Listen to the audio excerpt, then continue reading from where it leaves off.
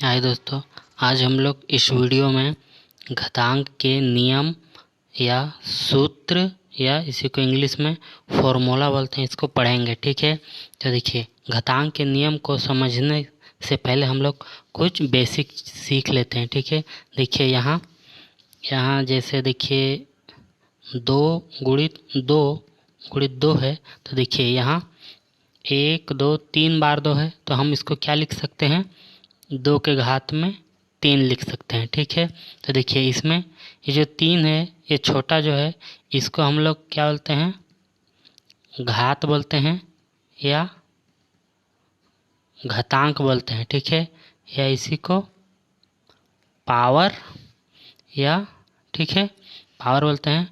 और ये जो 2 है, इसको क्या बोलते हैं, आधार संख्या बोलते हैं। ठीक है, आधार संख्या या ठीक है, तो जैसे आधार संख्या के घात में अगर 3 है, तो इसका क्या मतलब होगा कि हम लोग आधार संख्या को 3 बार लिख सकते हैं। ठीक है, ऐसा। ठीक है, अब हम लोग इसके घातांक के नियम को पढ़ेंगे। ठीक है, तो देखिए इसमें सबसे पहले क्या है, देखिए यहाँ a गुणित a गुणित a गुणित a है कि ठीक है, तो यहाँ देखिए आधार 1 है। ठीक है, तो a लिख दिया।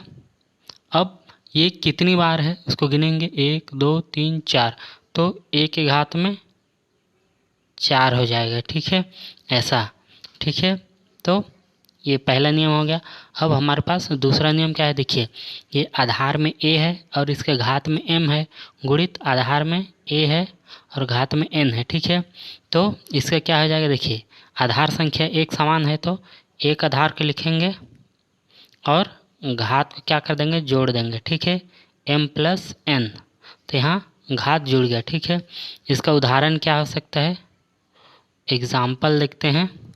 देखिए एग्जाम्पल में क्या हो जाएगा हमारा, 3 के घात में अगर 2 है गुणित 3 के घात में 1 है। ठीक है, तो इसको हम लोग क्या लिख सकते हैं, 3, और देखिए एक आधार संख्या को लिखा और घात को क्या कर दूंगा, जोड़ दूंगा, 2 प्लस 1 बराबर ये क्या हो जाएगा, 3 के घात में 3 हो जाएगा। ठीक है, 3 के घात में 3 हो गया, तो यही क्या हो जाएगा, उत्तर हो जाएगा। ठीक है, वैसे ही तीसरा नियम है हमारे पास, देखिए a के घात में m है भगित a के घात में n है। ठीक है, तो इसमें आधार संख्या क्या है, एक समान है, तो एक आधार संख्या को लिखूंगा और घात को क्या कर दूंगा, देखिए यहाँ गुना में क्या हुआ था, जुड़ा था, तो ये भागित में क्या हो जाएगा, घट जाएगा। ठीक है, m माइनस n। ठीक है, तो ऐसे घट जाएगा। ठीक है, इसका एग्जाम्पल देखते हैं।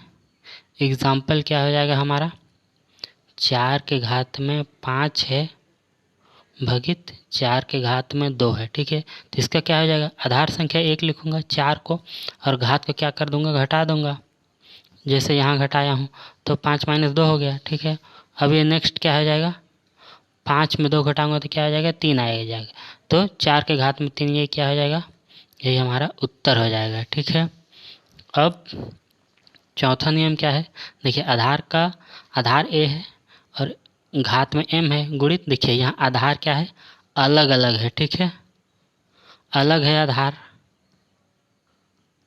आधार अलग है, तो ये क्या हो जाएगा हमारा, और घात क्या है, घात तो समान है, तो आधार को गुना कर देंगे तो a गुणित m हो जाएगा, और घात एक समान है तो उसको बाहर लिख देंगे। ठीक है, ऐसा हो गया।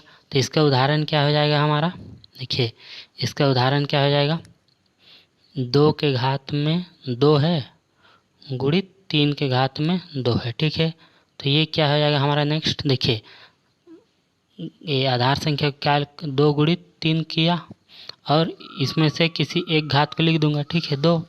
अब ये नेक्स्ट क्या हो जाएगा, 2 तिया 6 और 6 के घात में 2 हो जाएगा। ठीक है, यही हमारा उत्तर हो जाएगा। ठीक है, अब पांचवा नियम क्या है, देखिए आधार संख्या m, देखिए आधार a है और उसके घात में m है, भागित में बट्टा में b के घात में m है। ठीक है, तो हम लोग इसको क्या लिख सकते हैं, a बट्टा m, और दोनों का घात क्या लिख सकते हैं, 1 m कर देंगे। ठीक है, ऐसा।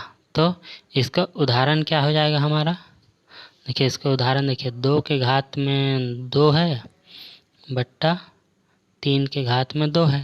तो इसको हम लोग क्या लिख सकते हैं इस सूत्र के हिसाब से, 2 बट्टा 3 पूरे का घात क्या कर देंगे 2 कर देंगे। ठीक है, तो ये हमारा उत्तर हो जाएगा।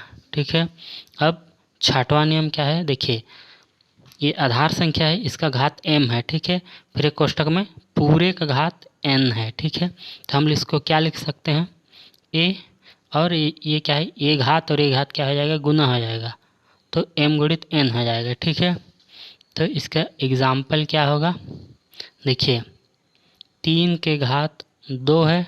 ठीक है, फिर कोष्टक पूरे का घात क्या है 2 है। ठीक है, तो इसका क्या हल हो जाएगा, 3 गुणित देखिए ये बाहर का घात क्या हो जाएगा, अंदर से गुना हो जाएगा, तो 3 हो जाएगा। ठीक है, तो ये नेक्स्ट क्या हो जाएगा, ये 3 आधार संख्या है, 2 तिया 6, तो 3 के घात में 6, ये क्या हो जाएगा, ये हमारा उत्तर हो जाएगा। ठीक है, अब देखिए सातवां नियम क्या है, देखिए आधार संख्या के घात में क्या है 0 है। ठीक है, शून्य।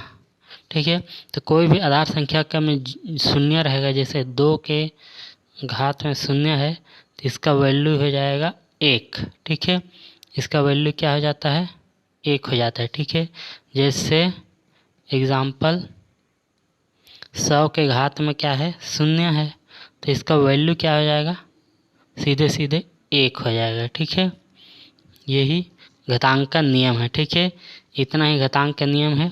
ठीक है, इस नियम को आप लोग अगर अच्छे से समझ गए तो देखिए घातांक के चैप्टर में कोई भी सवाल आपसे बन जाएगा। ठीक है, बस घातांक के चैप्टर में इन्हीं नियम को याद रखना पड़ता है। ठीक है, बस इसको अच्छे से पढ़ लिए तो आपका पूरा घातांक चैप्टर क्लियर हो जाएगा कंसेप्ट। ठीक है, धन्यवाद।